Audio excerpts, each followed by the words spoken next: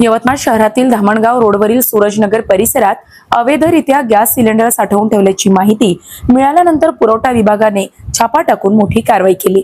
या कारवाईत एकूण 30 सिलेंडर जप्त करण्यात आले असून त्यामध्ये 28 घरगुती व 2 व्यावसायिक सिलेंडरचा समावेश आहे। जप्त मुद्देमालाची किंमत सुमारे 75,000 रुपये आहे। तहसील कार्यालयाच्या पथकाने संबंधित भाड्याच्या घरावर धाड टाकून हा साठा उघडकीस आणला। यावेळी प्रकाश सोमनदास मंगतानी वय 60, पराग सुरेश तिडके वय 44 आणि संजय शंकर घोसे वय 41 तिघेही यवतमाळचे रहिवासी यांना चौकशीसाठी ताब्यात घेण्यात आले। मात्र त्यांना कोणतीही समाधानकारक माहिती किंवा आवश्यक कागदपत्रे सादर केली नाहीत। या प्रकरणी अत्यावश्यक वस्तू अधिनियम 1955 अंतर्गत कलम 3 व 7 अन्वये यवतमाळ शहर पोलीस ठाण्यात गुन्हा दाखल करण्यात आला असून पुढील तपास सुरू आहे।